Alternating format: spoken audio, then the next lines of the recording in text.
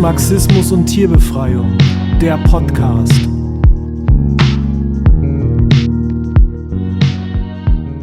Hallo zusammen und herzlich willkommen zur zweiten Folge des Podcasts vom Bündnis Marxismus und Tierbefreiung. Falls ihr euch die erste Folge schon angehört habt, wisst ihr bereits, dass wir in dieser Podcast-Reihe Genossinnen und Genossen und Aktive aus verschiedenen Ländern zu Gast haben, mit ihnen diskutieren und debattieren über Fragen linker Politik und Tierbefreiung. In der heutigen Folge sprechen wir mit der brasilianischen Genossin Maila Costa. Wir haben sie vor einiger Zeit kennengelernt, als sie unser Thesenpapier Marxismus und Tierbefreiung zusammen mit Genossinnen ins Portugiesische übersetzt hat. Später haben wir sie dann auch für unsere Zeitung Das Fleischkapital interviewt. Die Zeitung ist übrigens immer noch erhältlich und kann über unsere Webseite mutb.org bestellt werden. Maila Costa kommt aus dem Südosten von Brasilien und lebt zurzeit in Frankfurt. Sie ist Kommunistin und auch aktiv in der Tierbefreiungs- und der feministischen Bewegung. Mehr über sie erfahrt ihr gleich im Podcast von ihr selber. Wir haben mit ihr über die aktuelle politische Situation in Brasilien gesprochen, inklusive der Bedingungen für Linke und Tierbefreiungspolitik, sowie auch über die Möglichkeiten des Widerstands gegen das weltgrößte Fleischunternehmen JBS, das, wie ihr wahrscheinlich wisst, in Brasilien ansässig ist. Wir haben auch mit ihr darüber gesprochen, wie wir in den imperialistischen Zentren diesen Widerstand unterstützen können. Weiter hat sie auch ihr Konzept des Veganismo Popular vorgestellt und wir haben auch über unser Thesenpapier und theoretische und praktische Fragen, die sich daraus ergeben, gesprochen. Das Gespräch ist auch dieses Mal auf Englisch. Wir wünschen euch viel Spaß beim Hören des Podcasts. So welcome everybody to now the second episode of our podcast from the Association of Marxism and Animal Liberation. We are recording an English-speaking episode once again because we have an international guest from Brazil today. But first of all, hello, my name is John. I'm going to host the session once again. Hello, my name is Noemi. I'm also part of the association and I'm the co-host today. And we are continuing with an international guest. Check out our first episode that we were recording with Marco Marizzi from Italy. Today, we are very happy to have Maila Costa as part of our podcast. Maila is from Brazil or used to live in the southeast of Brazil and was an active member of the Communist Party, PCB. She's also an animal liberation activist and a feminist activist now living in Germany. So, hello, Maila. Great to have you here. Hello, guys. And is there anything that we should add of your introduction? Well, thank you. First of all, thank you for inviting me. And no, I'd say it's like that. I used to live in Brazil for a while, but before that, I lived in Ireland. That's something that's important as well. And now I am in Germany, so I am trying to understand the communist movement here to be part of it in the very short future. Okay, great. So today we are planning to talk about, of course, the situation in Brazil, both the communist politics, but also, of course, animal liberation politics and maybe struggles against the meat industry in Brazil and your view on the work and the positions that we have issued in our publications. What I just forgot is readers of our magazine Das Fleischkapital, from which was published in German, probably already know you because we have conducted an interview with you in that magazine. So check it out online if you haven't already did so. But for the first step or for the first introduction, this is also something that we asked Marco Marizzi in the podcast before. Maila, how did you actually get involved into both communist politics and the animal liberation movement? So this is in Germany, of course, but probably also in Brazil. I think so, something that is not very common. So how did you come up with dealing with both of these issues or currents? Well, yeah, in Brazil, it was not very, very popular and very common, like even a few years ago. Although the animal liberation movement exists like since I'd say the 80s, like 40, 50 years ago, through the anarchists mostly, it was not something that everyone would know about. It was something like more in Sao Paulo or even in the capitals. And so I lived in Brazil until 2014. And at this point, I didn't know what veganism was or anything about that. And it was more or less at this moment I started to understand even about politics, because in Brazil we had like Dilma as president at this moment, and we had this wave of protests and that got really messed up, like between left and right. And at this moment, kind of like the whole population of Brazil started to pay attention, like on politics and all this. And with me, it was the same. And then right after that, I moved to Ireland. And there I could see everything from a different perspective, because I was like now a migrant. So I was like more exploited. I had much more difficulties that I had in my previous life in Brazil, even though I am like from like a really simple and poor family. But it's different when you are in your country and you know the legislation, you know your rights. And when you are in another country, because of the language, because of the culture, everything is different. So it's just helped me to kind of wake up about all this that was going on. So all my process of understanding this was kind of by myself. I kind of started by myself to read, easily got to Marx, Engels, and all these learning. So I started to read. And then in 2016, when Dilma was suffering the coup, we kind of created in Dublin a collective, that's the Brazilian Left Front, that still exists. And so that was when I started to organize like myself, I mean, the political way, like to be part of an organization. So after that, I went back to Brazil in 2018. And then I joined the Communist Party in Brazil. And then it was when I like to say all my knowledge that I had acquired by myself was kind of lapidated for being organized in such like a traditional organization. And it was before that in Ireland that I got to know what veganism was, because there, like in Europe, it's more common. And so I started like hearing people talking about that and say, oh, no, I'm vegan or whatever. And I was like, oh my God, what's that? Because in Brazil, I have never like heard about that, even though because I am from a state like Rio Grande do Sul, where the barbecue is really famous and it's like our traditional dish and all this.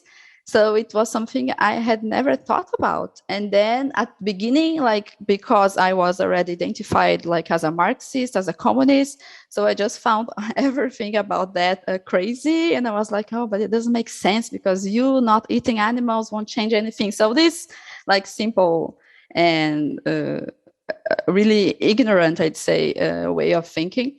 And then, but like after that, when I start to live and have more friends that were like that, and we start to talk more, and I could go deeper, then I decide to start to study that by myself, to see like it's not possible, like a movement exists and it doesn't make sense. Of course, there is a point. And then like very easily I started to make the connections like between Marxism itself and then like the the animal liberation thing, but not through a liberal point of view, as my friends normally did. So I had even this discussion with them, because they didn't stop to think like about, okay, so I agree with you, we have to stop like using animals and do all this, but it's not just a individual question. Like we have a whole society that does this as a structure. So yeah, that was like made me try to understand more, study more. And then when I went back to Brazil, it was very important to me that this kind of subject was like addressed, because in Brazil is where we produce all these. In Brazil is where we have this industry mostly. We are kind of destroying our nature, our environment. Even the workers have a lot of issues because of this industry. So I took it like as a personal thing, it was kind of my goal for my stay in Brazil, to bring it up and make people like debate on this. And it kind of happened. So I think in the beginning, like in 2018, 2019, like 3 years ago, you can see it's not long ago, people were not so open to the subject. But like 2 years ago, it started to change, because with Bolsonaro, the things went really bad. And so all the environment questions, we couldn't deny anymore the relation between like animal industry and all the social problems we have in Brazil and the world. So I think veganism and animal liberation itself was like much more popular because of this, because of the very contradictions we have in Brazil. So that was how like I found out about veganism. It was in Europe. And then when I went back to Brazil, it was like kind of my duty to have these debates with my comrades, with the other people from other organizations, with like people in general. And I think it worked a lot. And of course, if it was not just me, there are a lot of other people in my party, or even in other parties, or even anarchists and other collectives that are doing the same. And that's why I think like it's like a great job is being done, because this is being discussed, actually, not just like individual people are doing something. No, it's being discussed in the meetings of the parties and the organization, in the fronts, everything. So I think, yeah, that was a difficult journey, but at least we had good results. Let's talk about the overall political perspective for left and socialist politics in Brazil for a second, because you already mentioned the right-wing Bolsonaro government, and that has now been in charge and in office for over 3 years in Brazil. So could you outline a bit for people who don't really know, how is the situation in Brazil for the left, for left-wing politics, and maybe especially for socialist and communist politics? Sure. Yeah, I think that's important that we make it clear that Bolsonaro didn't change his politics, or kind of like he is like what he is since the beginning, like not just since the beginning of his campaign, but since the beginning of his politics when he was really young and he got elected in Rio de Janeiro for the first time. And since there, like he hasn't done much like for the people, and he hasn't done like laws or anything that was of good use of anyone. And when he was a candidate back there in 2018, he didn't deny like he hated like communists, even the indigenous people, the Black people, LGBT people. It was part of his campaign. And of course, he will say it's not true nowadays, otherwise he can go to jail. But it's like you can find it like on the internet videos where he says terrible things about like all these groups of people. He used to make jokes about like guns and communists and like kill us all and all this. So he was elected with this kind of like narrative. And so when he got to the power, he was just like trying to do what he promised. So all this devastation, like the attack to the indigenous people, to the left, all these like didn't stop during his government. And the small like things we got mainly after the pandemics, because for him, he didn't want even give any financial help for the families who lost their jobs or something like that during the pandemics. And like the left had to go to the streets, like to call the people, the working people. So there were like dozens of like protests against him, and to make his government to do something, like to get vaccines and all this. So the small things we got, it was like with a lot of fight and just because he was losing popularity, or because some institutions in Brazil, they are kind of independent, for example, to produce the vaccines or this kind of thing, so they couldn't just not do it, like he couldn't like intervene, let's say. But if it depended on him alone, like it wouldn't be just like 600,000 dead people in Brazil due to COVID, for example. It would be double or even more. So that's what's important. Like he didn't change. Like he's done this since the beginning. But the only difference is like with COVID, everything got even worse. But like he was planning to destroy the environment, the indigenous people, like the LGBT, like take the rights of LGBT people, women, all this. So right now the situation is like the worst we can imagine, because we just had, I don't know if you were able to follow it in the news, but we just have like 2 indigenous activists that were killed like 2 weeks ago. And Bolsonaro and his government didn't do anything to find them. It was like the indigenous people who had to go and find the bodies and all this.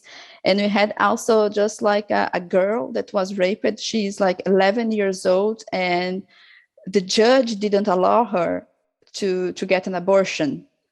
It's like the most absurd you can think, and it's something that Bolsonaro defends, and his like members of all the ministries and all these, they defend it as well. Like, so they would say we have to go on with a pregnancy even if it's from a rape or something like that. Like there is law projects about that. It's not something we're just talking about. And so these kind of things are just happening all the time. Like he always attacked like the people, of course, to get more benefits to the companies, to the industry, and like to agribusiness and all this. So it's just going on, like never change. It's just getting worse and worse. Like every month we get like news about these horror things that still happen in Brazil, unfortunately. Okay, thanks a lot for these super interesting insights. Let's talk a bit about the animal rights and animal liberation movement in Brazil. Under these circumstances, can you say us a few words about the movement and their key demands? What are the dominant currents and their strategies? This would be very interesting to know. Sure, yeah. So in Brazil, I think it's not different from anywhere else. We have like this huge liberal vegan movement that's like the majority. At least we have this now, because some years ago we didn't have even that. But like they are the majority, of course. And I think there is a lot of mix between sometimes religion or even like a philosophy or some combinations, let's say, but not all of them are really fighters against animal abuse or for animal liberation. So like under this umbrella, let's say, there are like all kinds of vegans. And there are even the ones that don't tell, they wouldn't call themselves vegans, but they fight for animal liberation as well in some way, like as vegetarians or just working some NGO or something like that. But I think the most important in Brazil is that we are being able to build like a revolutionary vegan movement. That's what we call veganismo popular.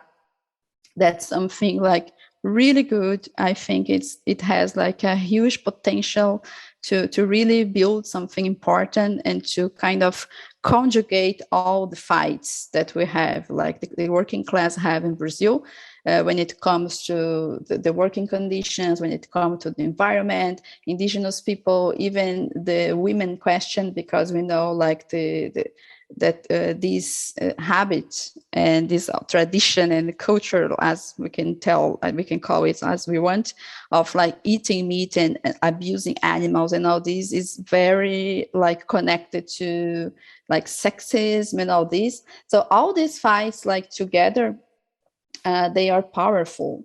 And in Brazil, we are getting to build that, and it's really important. And I think this dispute between the liberals and the revolutionaries in Brazil, it really exists, like in a sense that if you meet like a vegan person, there is a chance that's not this person is not just like a normal vegan that just like don't eat and don't buy anything that is made from animals, but that's a person that understands like capitalism and that there is a bigger problem than just like eating or using animals. And that's like an advance that's really good.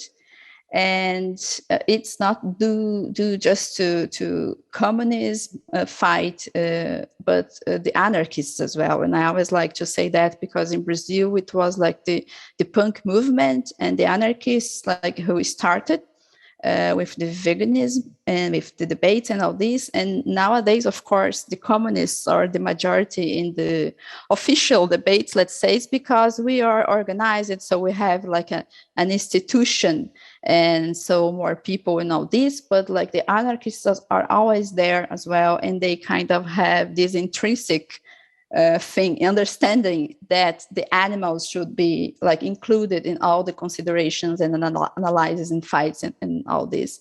So I'd say, like, of course, the institutionalized left needs to get much better in the animal question sense, because we have so many things to debate and so many problems that sometimes we have to set some priorities. And most of times animals are not like the high priority unless it's something that goes in huge proportions, and that it's not like more like a theoretical thing when something really happens and then everyone is paying attention to that. But in a like general way, I'd say it's more like these grassroots movements that kind of bring it to the discussion. But it's been something that's really growing. It's not just something that's static.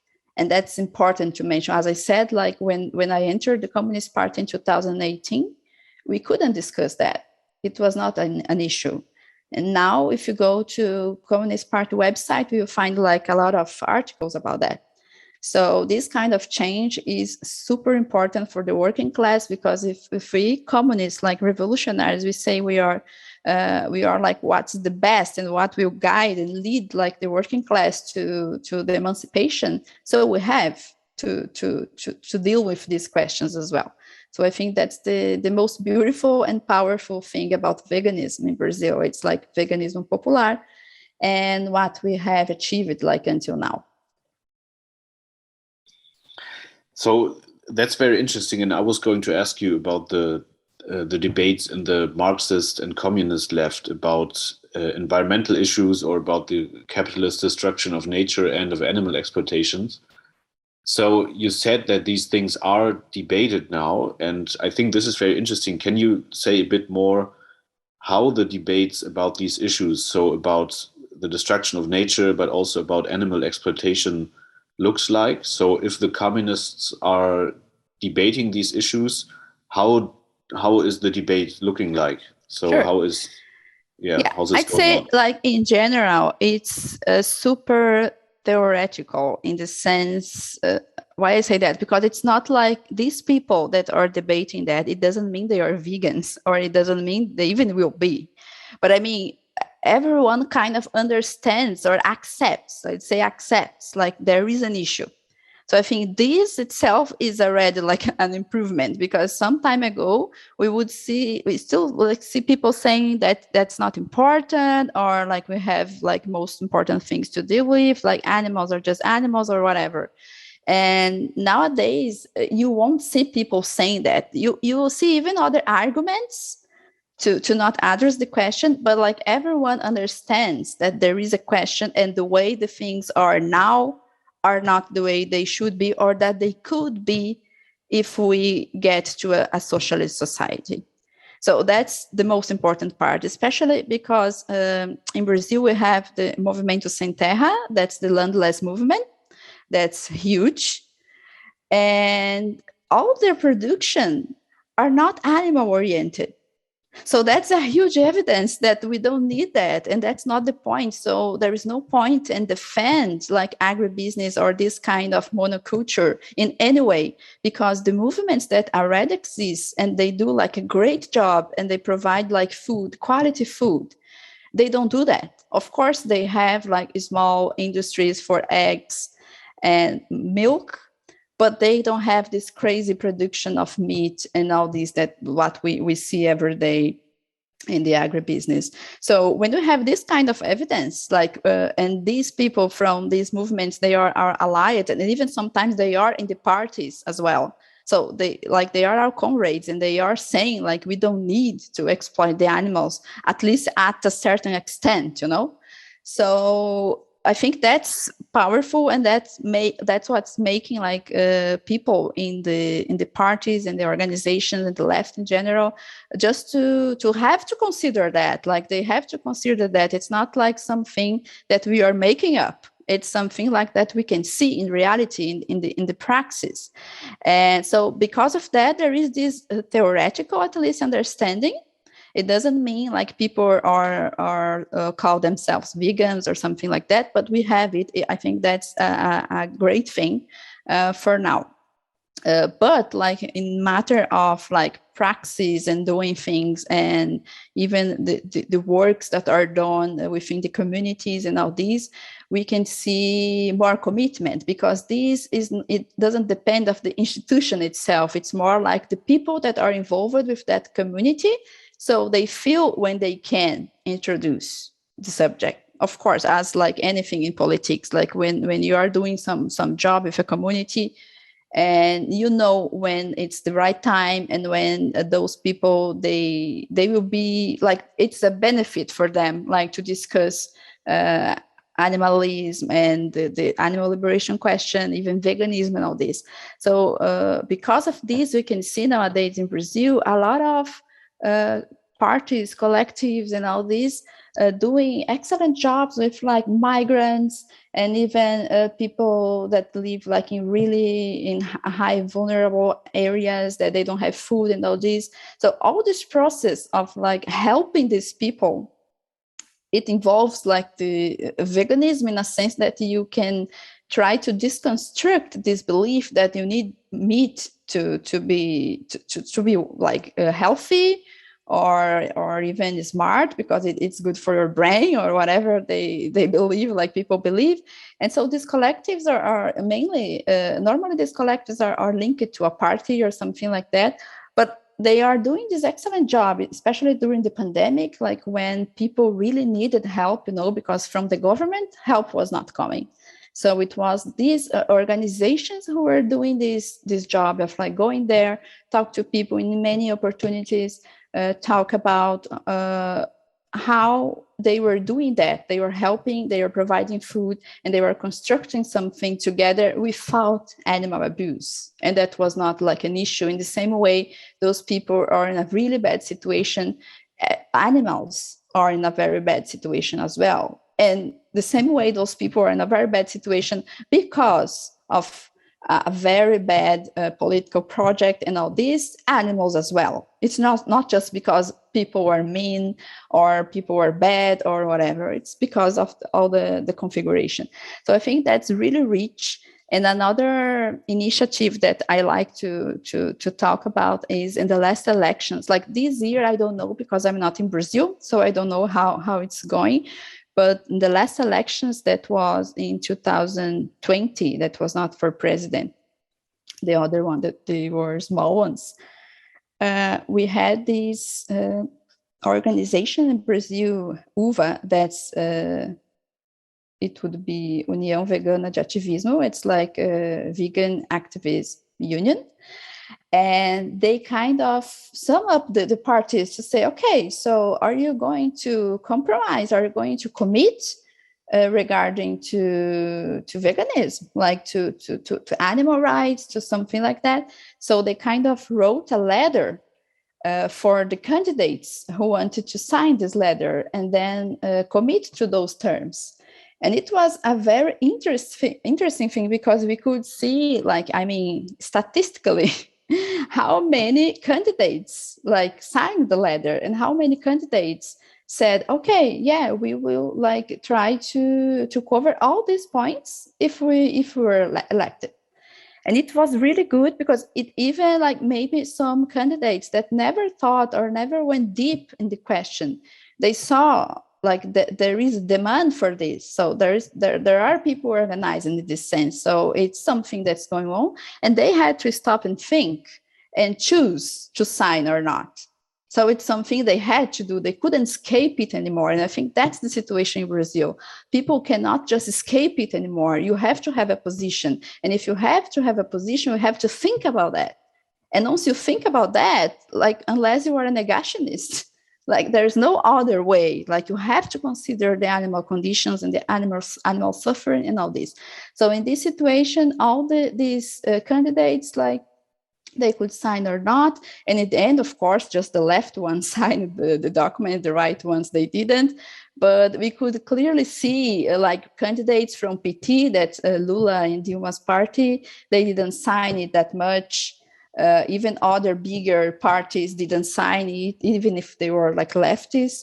And the most signatures they got were from PCB, like the Communist Party, PSOL, that's the Socialist and Liberty Party.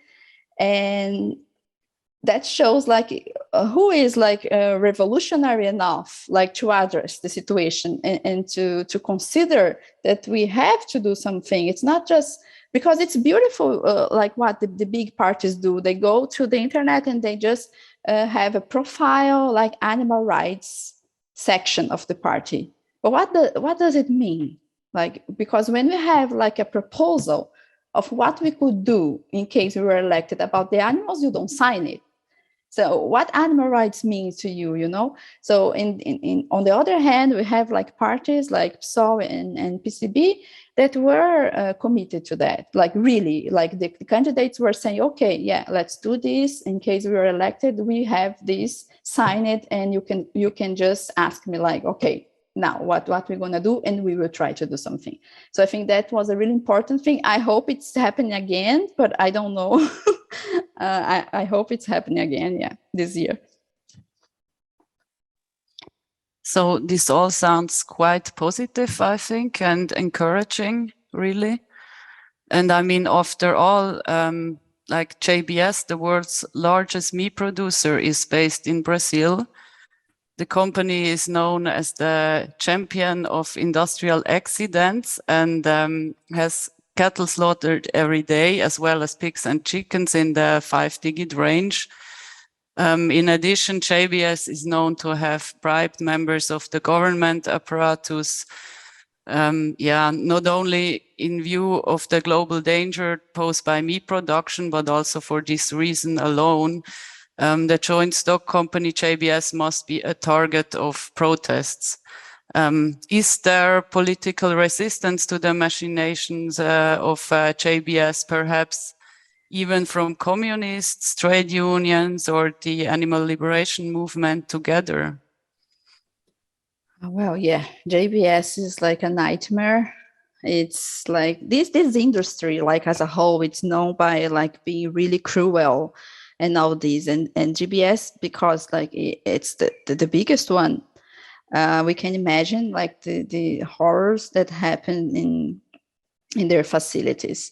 What happened in relation to them is like, it's so bad, like this company is so bad that no one can deny they shouldn't exist or something like that.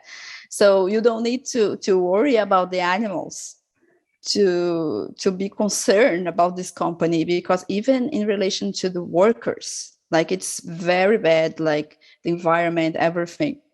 So what we normally have in Brazil about this company is this kind of mix of everything together, but more concern about the workers, because they have a lot of like accidents. A lot of people, they lose their like their limbs and all this because of the working conditions, tiredness and all this.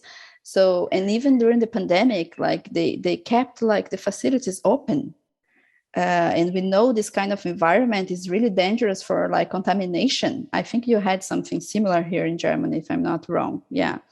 And so, so all these, it was, of course, like a target, but not because of the animals. It's more because of the company and all its contradictions together, and mainly towards the workers. I think the point about animals is more like with the autonomous collectives and all these, but it's very difficult to do something like directly against them, because first, they are huge. Like they have like facilities all over the country and even outside the country and all this. And second, in Brazil, the repression when you go against a company is very, very big.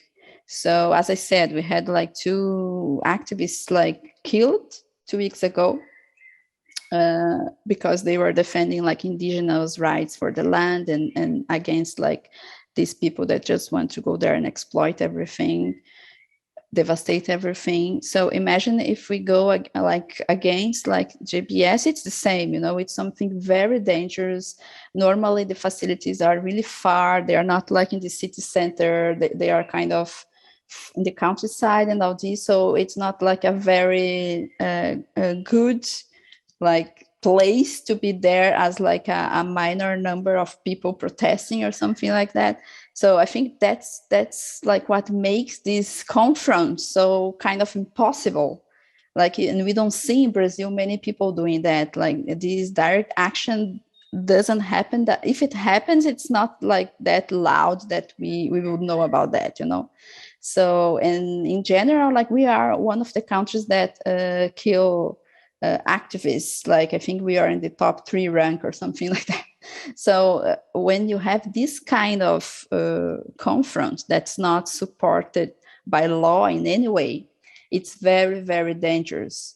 And we see all the time these things happen. It's like attacks against indigenous activists and even the landless people, all this. So I think it's a sensitive, like point. I think we cannot judge like the activists for not doing that. That's what I mean. I don't know if it would be wise to just confront them in this way. I think the wisest thing, the vegan and the animal liberation movement in general is like try to organize and get into this society in a sense of political change, in order to have like the system changed, not just confronting these big companies, because we will lose, unfortunately. Like in the conditions we have now, we will always lose. We need first like build like conditions to then confront them. So let's turn to the more theoretical debate, or to the, if you want to call it like that, ideological questions.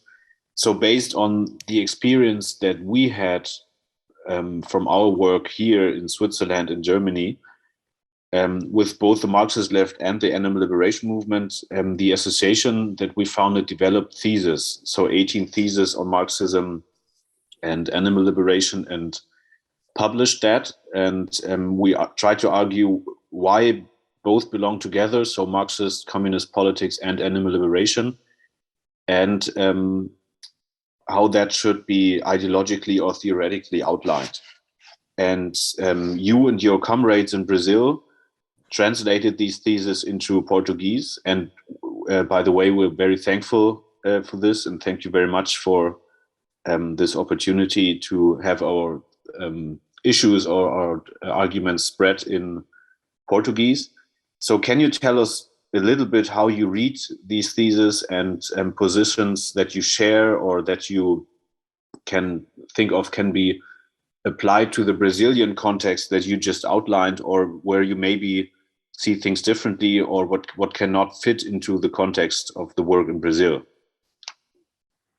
Oh yeah, so the thesis, like I'd say they were so important, like for Brazilian like activists to like to get to know like this point of view and all this part of like animal liberation, like a lot of people didn't know about, and even like the communists and all this. But I mean, for this part of the vegans and people that they knew everything was not matching, and there was this need for something else in the movement.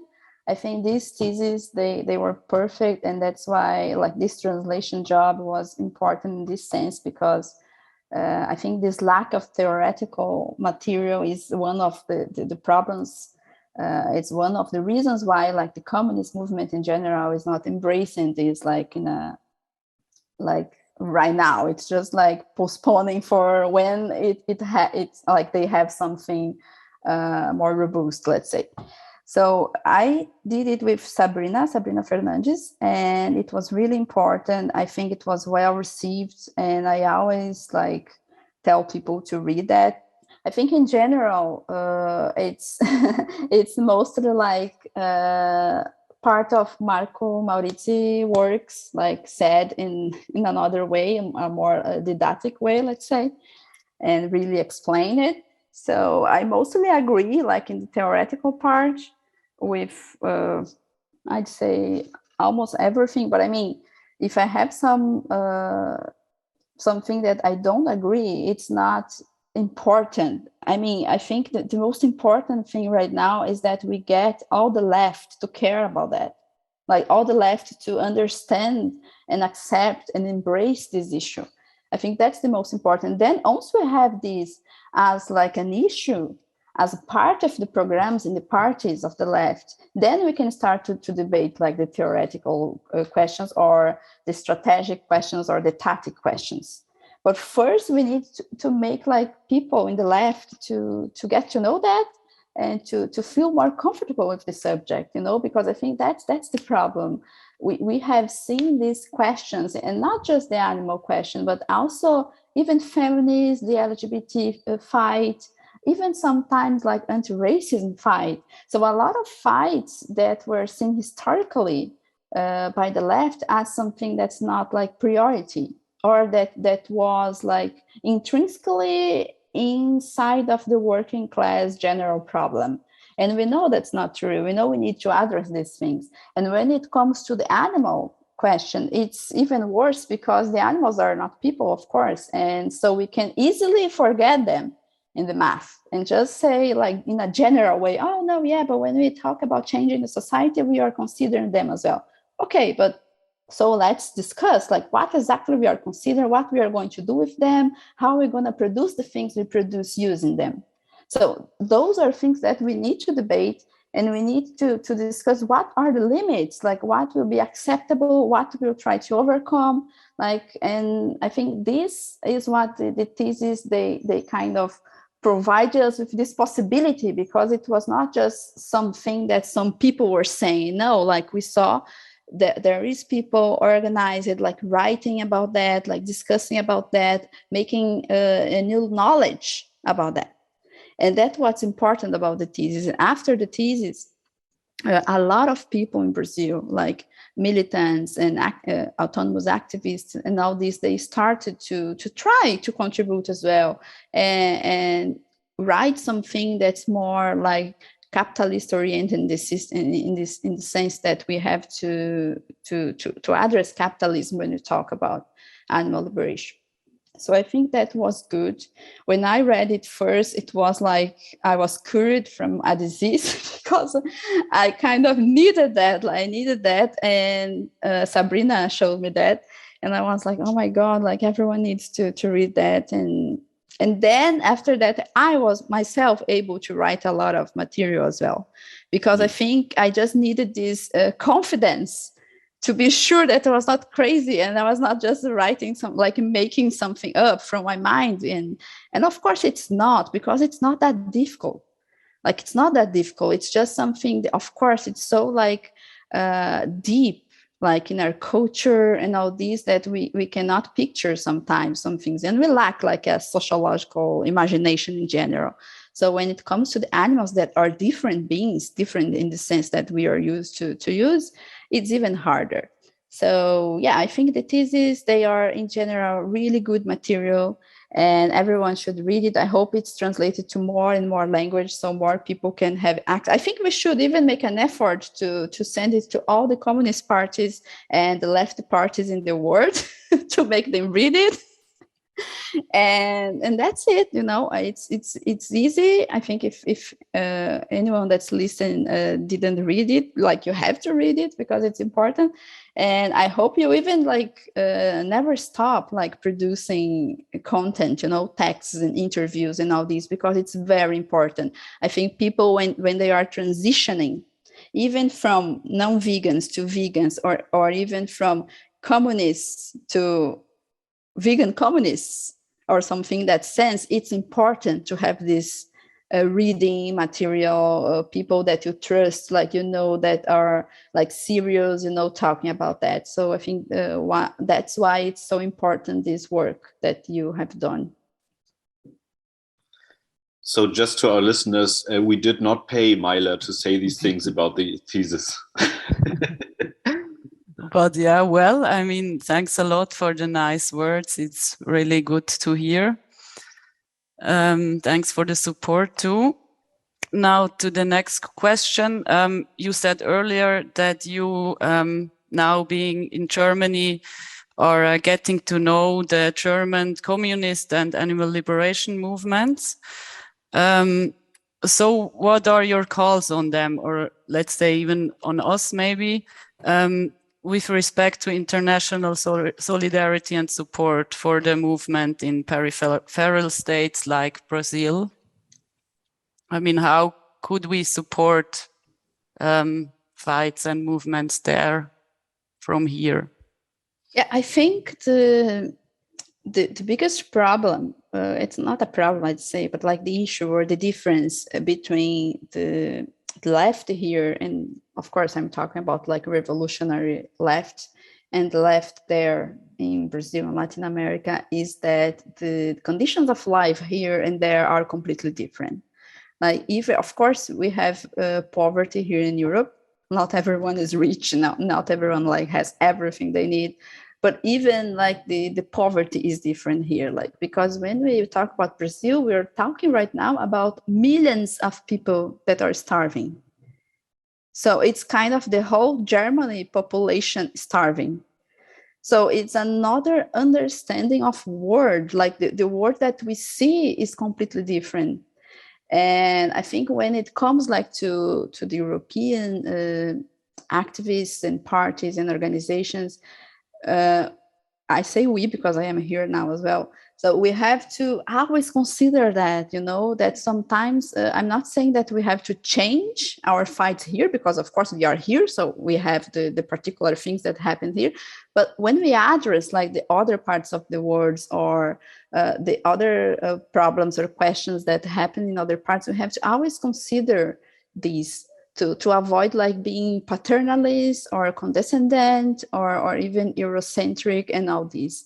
And I'm not saying I have seen that a lot, because I think in the last years it has improved as well, this sense of, okay, not all the world is the same as Europe or something like that.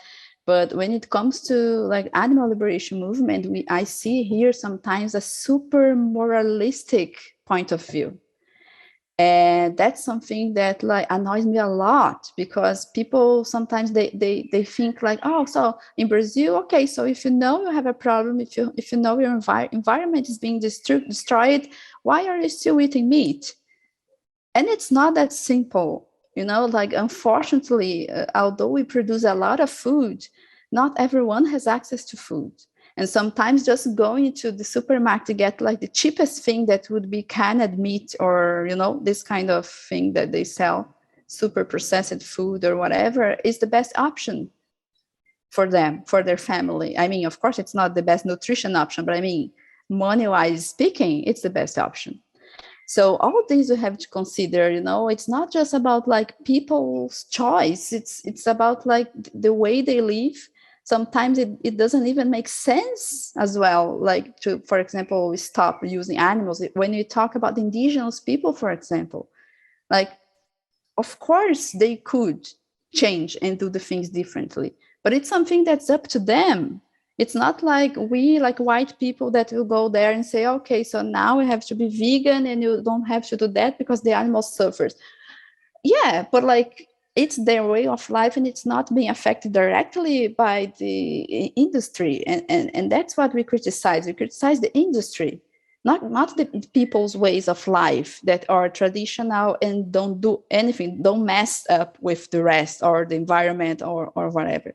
So I think sometimes just like this moralist like point of view here is really bad, because here it makes sense. Okay, maybe if you say that to another vegan person in Berlin that goes to the supermarket and get all the food they want because everything costs €1, it's, of course it's easy. And I always tell my Brazilian friends who are in Europe, like, you have to be vegan because you don't have an excuse here because everything is easy.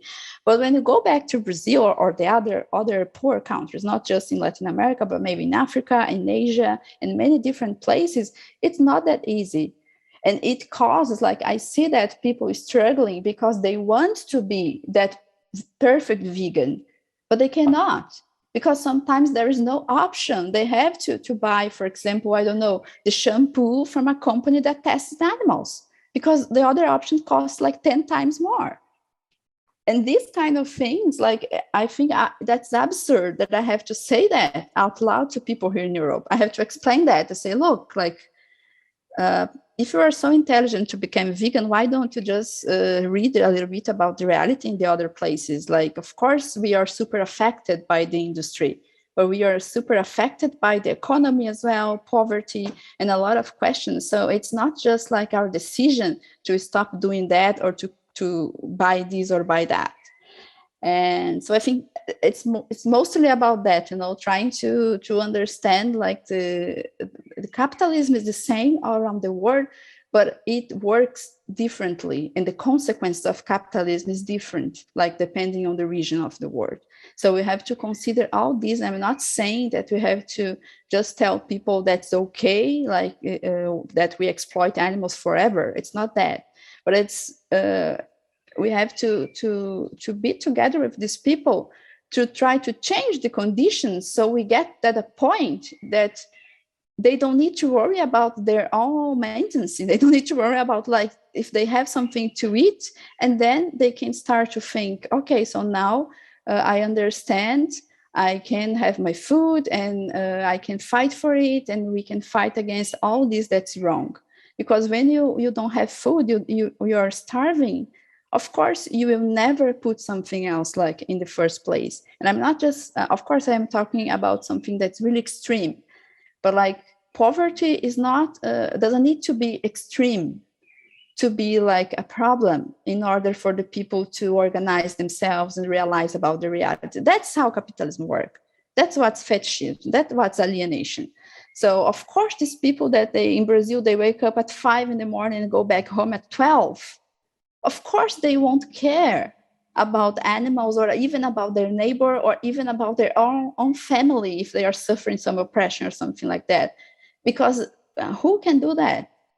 So it's very complicated, and I think this kind of solidarity, and I'm not saying that to be, like, condescending, but I mean to understand, and sometimes, and I'm not saying again that animals are not important in the fight.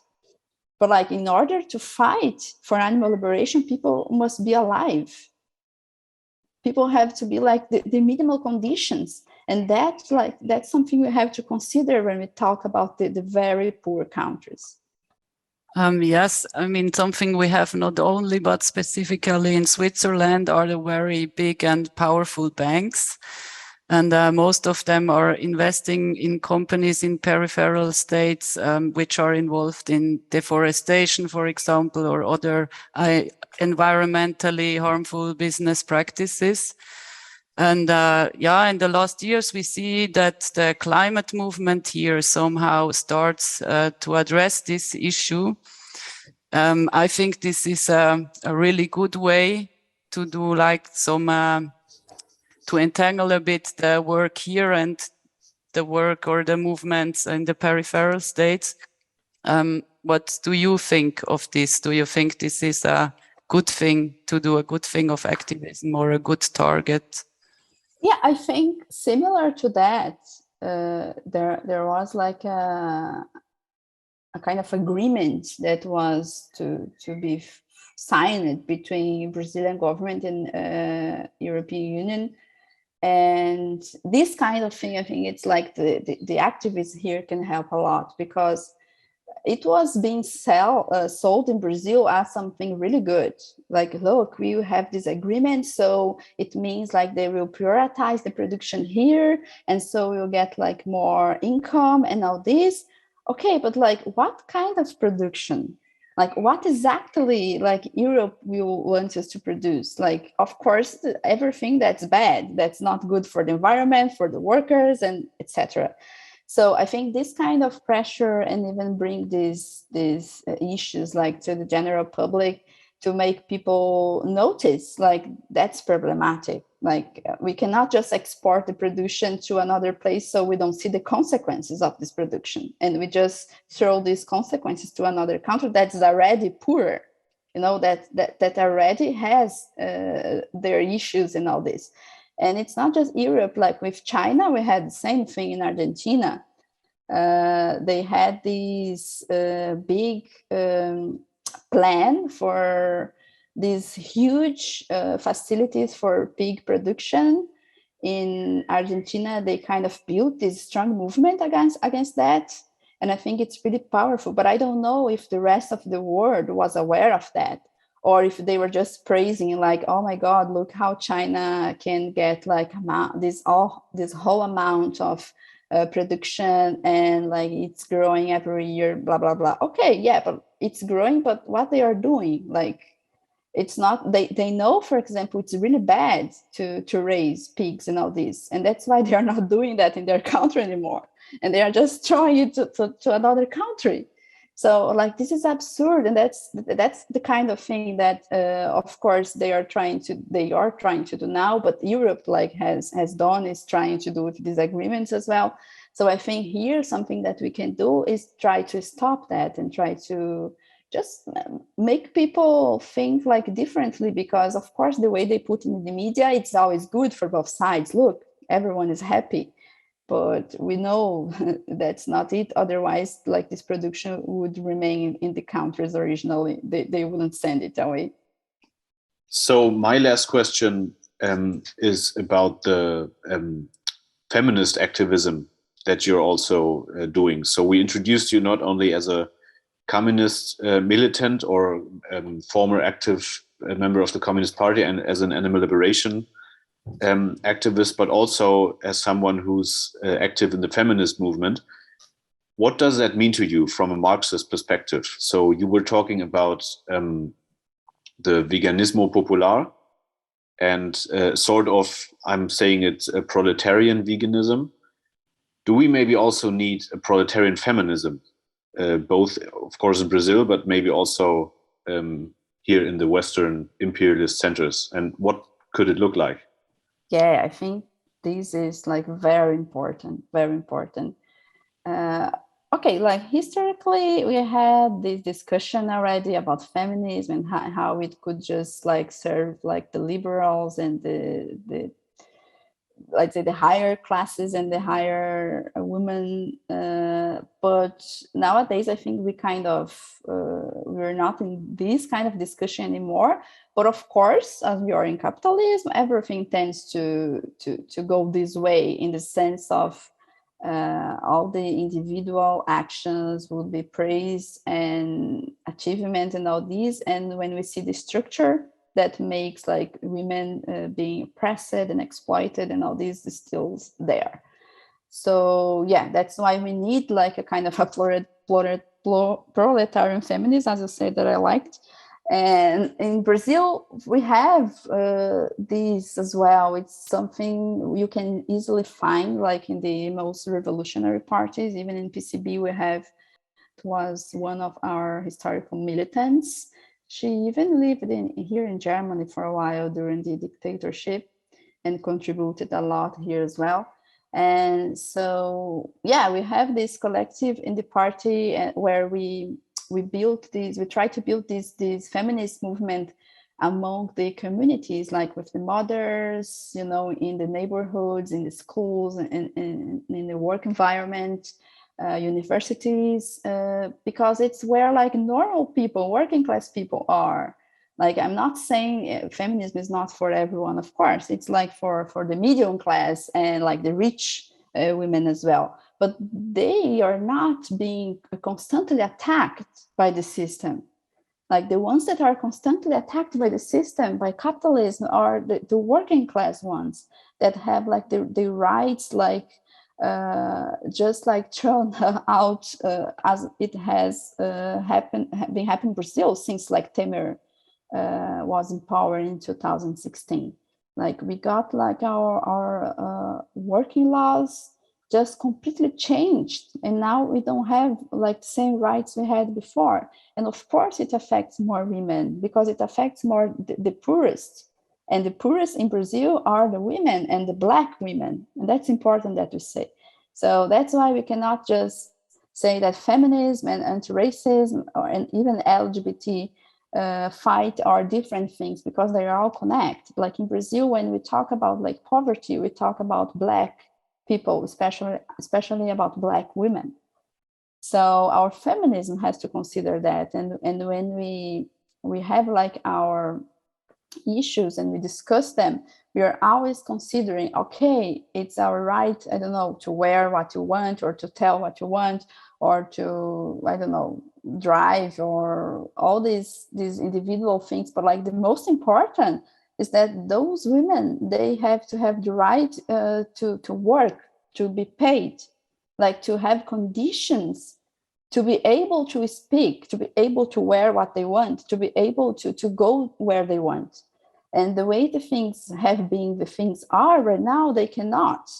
Like if you Google, if you search like on YouTube, you'll see several videos of interviews that happen in Brazil, like general interviews, and then the person starts to say, sorry, because I didn't have food yesterday, my kids are hungry, whatever. And it's always like a Black woman that is entitled to take care of a family of 5, 6, because the man is not there for any reason, or because the other adults have to be out working the whole day.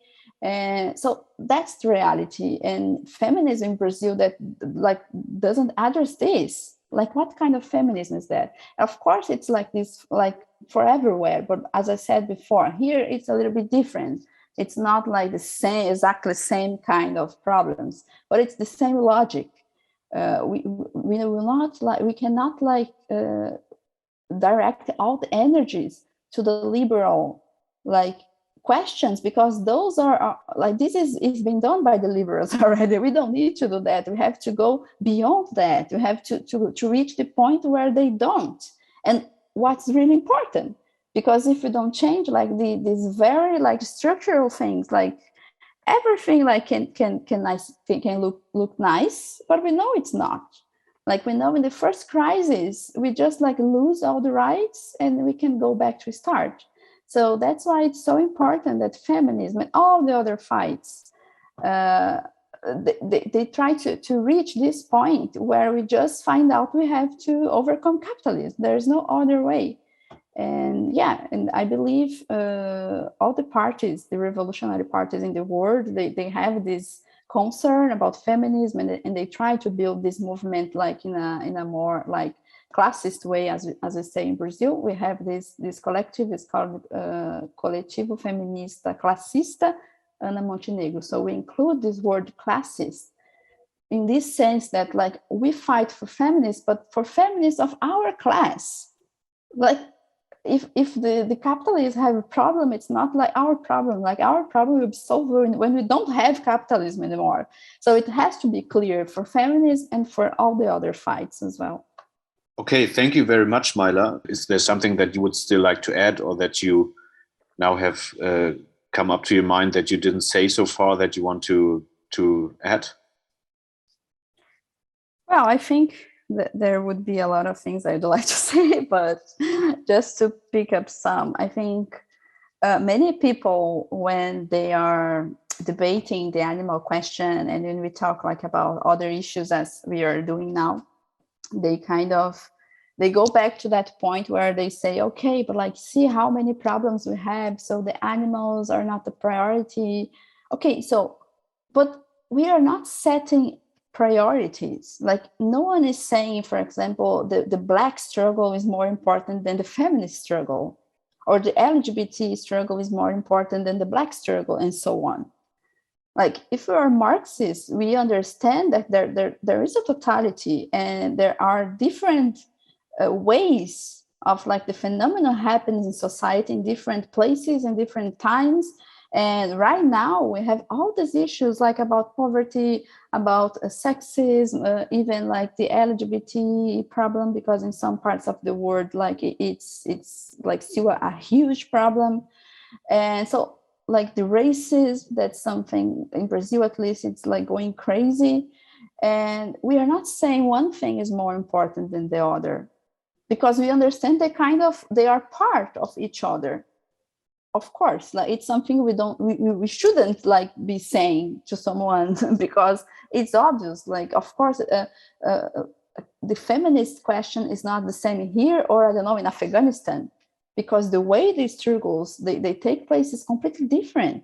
So, but the way our relationship with religion in Brazil, with Catholicism, I'd say, as the main religion, makes the things different comparing to the Muslim countries, for example. It doesn't mean one is better or worse, or that we have a priority for one or for the other, but everyone has a different way to deal with that, with their issues. And like in Brazil or in Europe, we have issues with all these, with religion, with LGBT people, with races, with women, and with animals as well. So I think that's the main thing. It's not like something super difficult, or it's just like animals are part of this very world.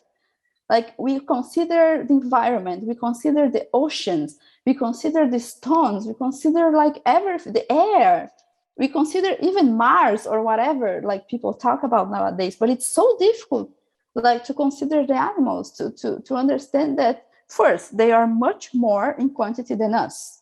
Like, that's just the first thing. And second, like, we have a real relationship with them. It's been like that since we exist. So why is it so difficult to understand that it is an issue? And when we talk about these issues with animals, maybe it can annoy some people, because of course, it can have a lot of different reasons, psychological reasons. But what I mean is, I don't think in any way it's bad to talk about that, or it would be offensive for some people, as I said before, because, okay, we have some people that still need animals in some ways, and it's fine. Because the thing here is not like condemn someone about that. The thing here is discuss why we still do that if we don't need to.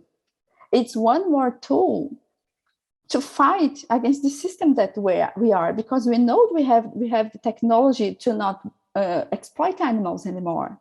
We know we have it. We know it's possible.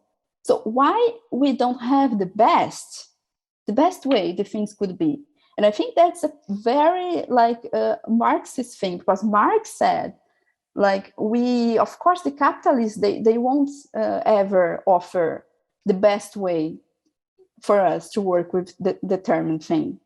But like, it's our job as socialists, as communists, like, to fight to have this best way to do things. But it won't happen in this society.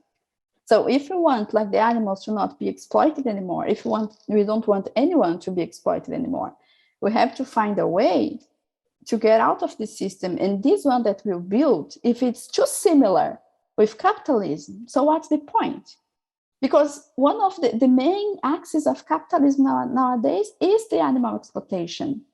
It's the animal industry. Like, it's everywhere. Like, the whole economy of a country like Brazil is driven by this. So what's the point of, like, we changing the whole system? We fight for socialism and for communists, but then we will just do the same thing again, just with a different name.